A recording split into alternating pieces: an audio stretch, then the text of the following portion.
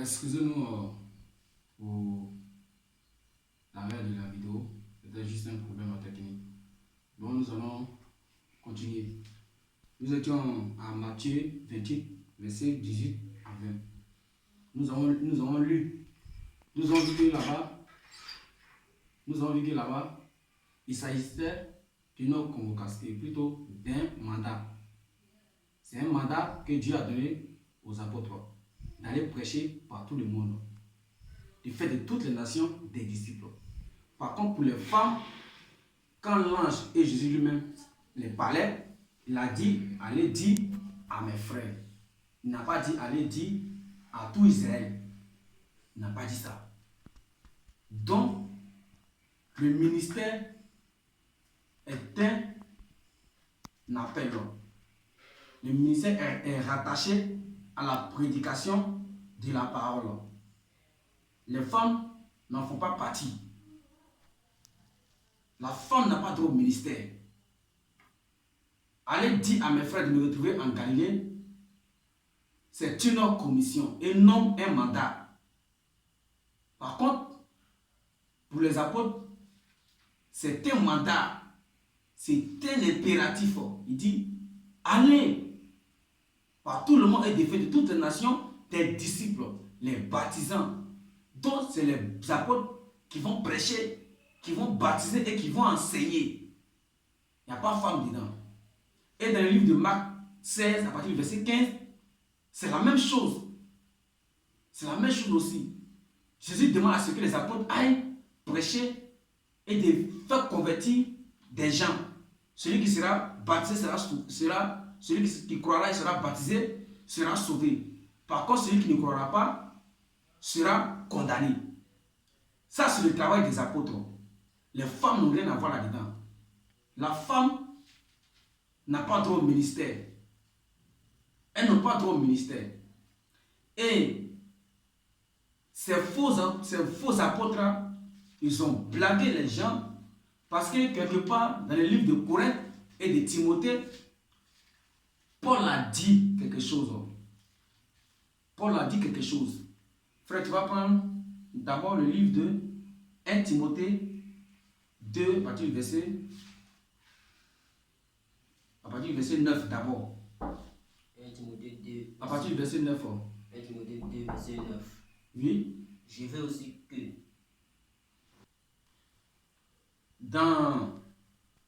nous disons dans le livre de 1 Timothée 2, parce que les gens ont entendu servant de Dieu.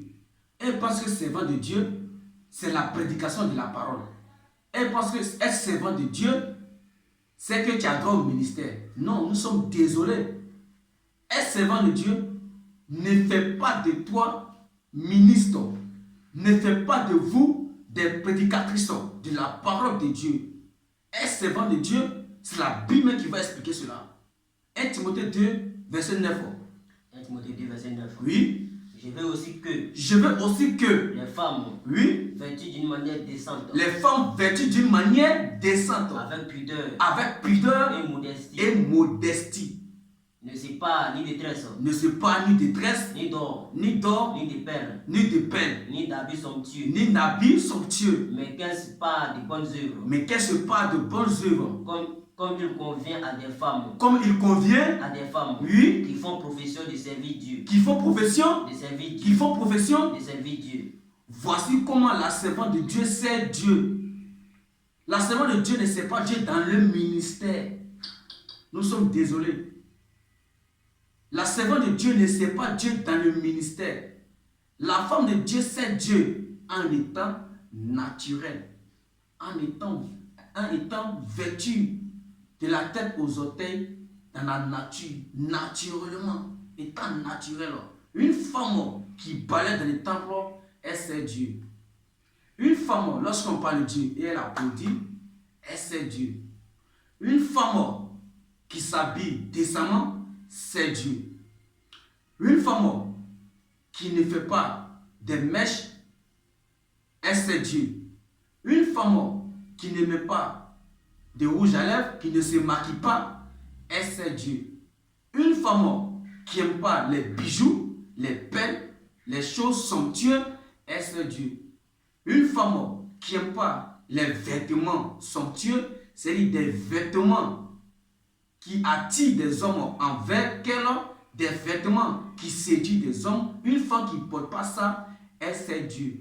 Voici comment une servante de Dieu sert Dieu. Une femme qui est soumise à son mari, elle sert Dieu. Une femme qui respecte son mari, elle sert Dieu. Une femme qui éduque bien ses enfants sur la voie de Dieu, elle sert Dieu. Voici le travail de la servante de Dieu. Et la Bible nous parle de ça. C'est comme ça la femme sert Dieu. Être servant de Dieu ne veut pas dire servir Dieu dans le ministère. Nous sommes désolés. Donc, frère, tu vas prendre maintenant à partir du verset 10, si je ne me trompe pas. Verset 11, oui. Que la femme écoute l'instruction en silence. Donc, Paul dit que la femme écoute l'instruction en silence, oui. Avec une entière soumission. Avec une entière soumission, oui. Je ne permets pas à la femme d'enseigner, Oui. ni de prendre de l'autorité sur l'homme, Oui. mais elle doit demeurer dans le silence. Oui. Car Oui. Adam a été formé le premier, Oui. Ève ensuite. Uh-huh. Et ce n'est pas Adam qui a été séduit, Oui. mais la femme Oui. qui séduite s'est rendue coupable Oui. de transgression. Amen. Vous voyez, Paul dit, je ne permets pas à la femme d'enseigner. Voici comment ces faux ministres ont trompé le peuple de Dieu, ont trompé les filles de Dieu. Parce que Paul a utilisé un connecteur, un pronom personnel qui est je, la première personne du singulier. Ils disent que non, ici, c'est Paul qui parle. Que non, ici, ce n'est pas un ainsi dit le Seigneur. Que ce n'est pas Paul qui parle. Et plutôt, ce n'est pas Dieu qui parle. Mais c'est Paul qui parle de son propre fond. Que c'est Paul qui dit que lui, Paul ne permet pas à la femme d'enseigner. Mais ce que Paul dit là, ce que Paul a enseigné là, dans les livres, dans le Nouveau Testament, ce que Paul a enseigné là, est-ce que c'est Paul lui-même, de ce propre fond, qui a dit ces choses? Parce que ce que Paul a enseigné là, 1 Corinthiens 2 là, verset 11 en fait partie. Donc frère, tu vas prendre le livre de Galates 1, à partir du verset 11 à 12. Galates 1, 11. Oui. À partir du verset 1, Galates 1, à partir du verset 11. Oui. Je vous déclare, frère, Je vous déclare, frère, que l'évangile qui a été annoncé, ici c'est Paul qui parle. Il dit qu'il nous déclare. Il parle à l'église. Il parle au peuple de Dieu. Je vous déclare, frère, que l'évangile qui a été annoncé par moi que l'évangile qui a été annoncé par moi n'est pas de l'homme, n'est pas de l'homme.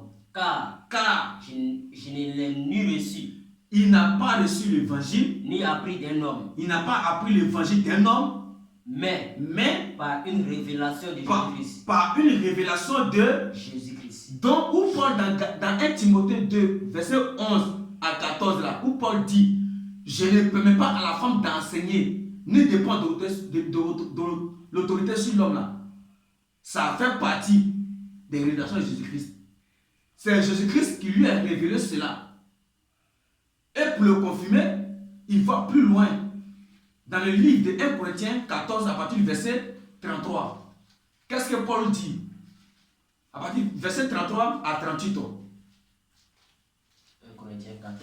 Oui, verset 33 à 38. 1 Corinthiens 14, 33. À 38. Car Dieu n'est pas un Dieu de désordre, n'est pas un Dieu de désordre, mais de paix. mais de paix. Comme dans toutes les églises des saints. Comme dans tout type, vraiment, là où tu te trouves, ma soeur, mon frère. Si c'est l'église des saints, voici comment ça doit se passer. Voici comment ça doit se passer selon les Écritures.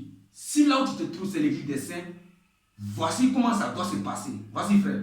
Car Dieu n'est pas un Dieu de désordre, Oui, mais de paix. mais de paix. Comme dans toutes les églises des saints. Comme dans toutes les églises des saints, Que les femmes se taisent dans les assemblées. que les femmes se taisent dans les assemblées, Car il ne leur est pas permis d'y parler. car il ne leur est pas permis d'y parler, Mais qu'elles soient soumises selon que le dit aussi la loi. mais qu'elles soient soumises selon que le dise aussi la loi. Ce qui veut dire dans la loi là, femme, il n'y avait pas femme sacrificatrice. La femme n'exerçait pas dans le sacerdoce. dans la loi. Paul connaît bien la loi. Que vos pasteurs d'aujourd'hui, Paul connaît bien la loi parce que Paul a vécu dans le judaïsme, mais il n'est pas mort dans le judaïsme. Paul a été élevé dans le judaïsme par les pharisiens. Donc Paul connaît la loi. C'est pourquoi il dit, comme le dit aussi la loi. Oui, frère, continue. Si elles veulent s'instruire sur quelque chose, Si elles veulent s'instruire sur quelque chose, qu'elles interrogent leur mari à la maison. donc vous voyez, pas si elle veut instruire, mais si elle veut être instruite. Donc la femme n'instruit pas, mais la femme est instruite. Parce que la parole de Dieu, c'est la sémence. La nature est claire. La nature, c'est la parole de Dieu.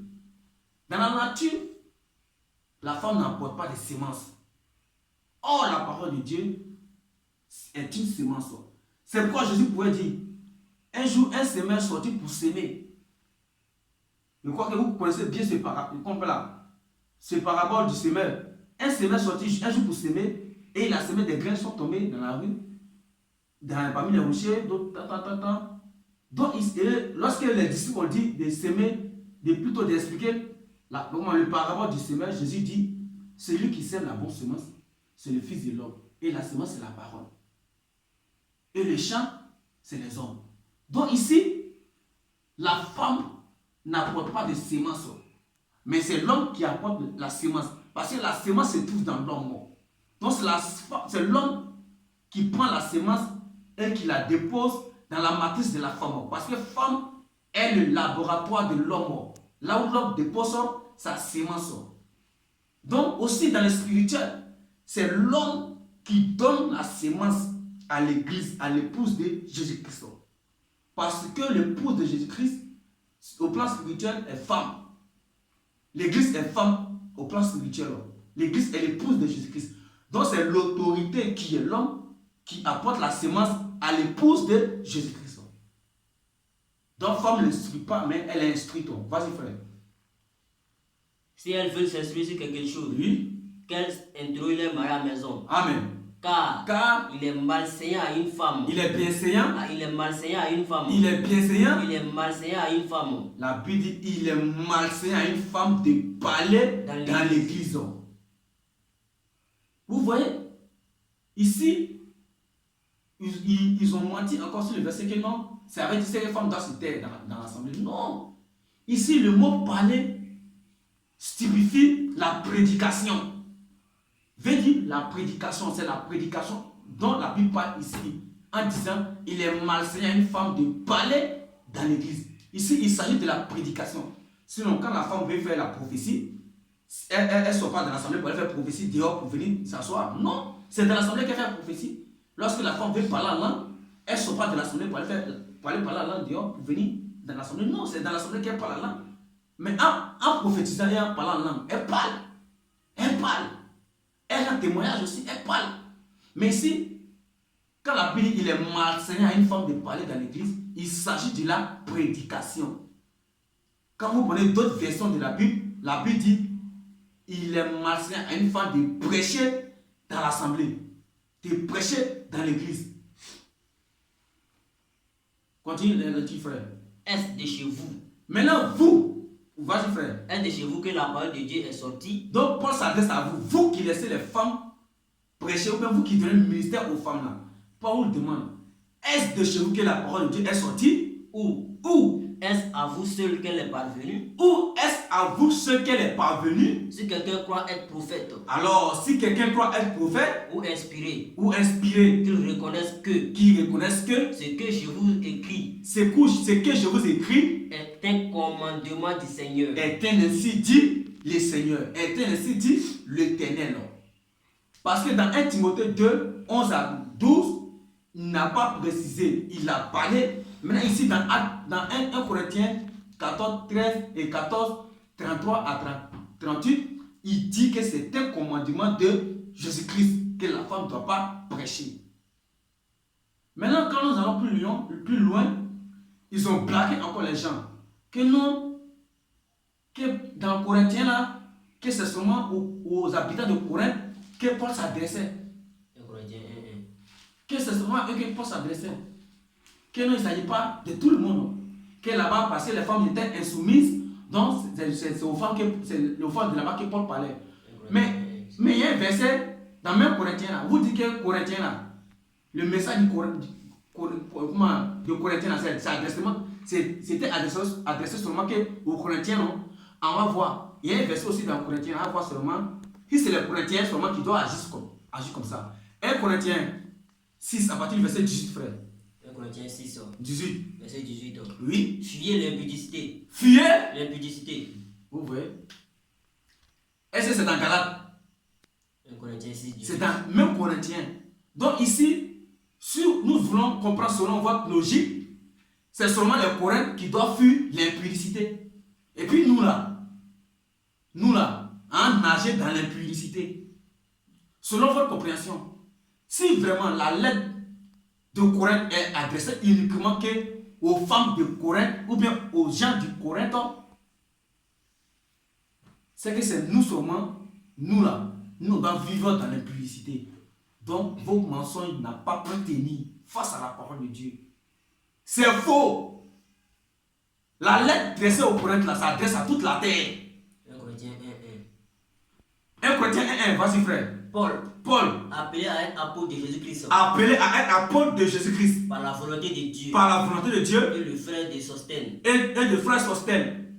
À l'église de Dieu. À l'église de Dieu. À l'église de Dieu. Oui. Qui est à Corinthe. Qui est à Corinthe. À ceux qui ont été sanctifiés. À ceux qui ont été sanctifiés. En Jésus-Christ. En Jésus-Christ. Appelés à être saints. Appelés à être saints. Et à tous ceux qui invoquent. Et à tous ceux qui invoquent. En quelque lieu que ce soit. En quelque lieu que ce soit. Au nom de notre Seigneur Jésus-Christ. Amen. Vous voyez, la parole de Dieu est au-dessus de toutes choses. Elle est au-dessus de tous les mensonges. Et là-bas, ils disent que non, que la lettre de Corinthe s'adresse seulement aux Corinthiens. La Bible va plus loin nous disant que cette lettre-là, c'est pour toute la terre. Là où que tu sois, toi qui parles de Dieu, toi qui es sanctifié par Dieu là, 1 Corinthiens 14, 33 à 38 là, ça s'adresse à toi. C'est pas uniquement qu'au Corinthe. C'est pas uniquement qu'au Corinthe. Donc la femme n'a pas droit au ministère. C'est ce que Paul dit ici. Par l'Esprit de Dieu. Ici, c'est ainsi dit le Seigneur. C'est ce que Paul dit ici par l'Esprit de Dieu. La femme n'a pas droit au ministère. Nous allons plus loin. On prend le Luc 28 et Luc 8, partie verset 1er. Luc 8, 1er. Luc 8. Oui. À partir du verset 1er. Oui. Ensuite, Jésus allait de ville en ville. Jésus allait de ville en ville. Et de village en village. Et de village en village. Prêchant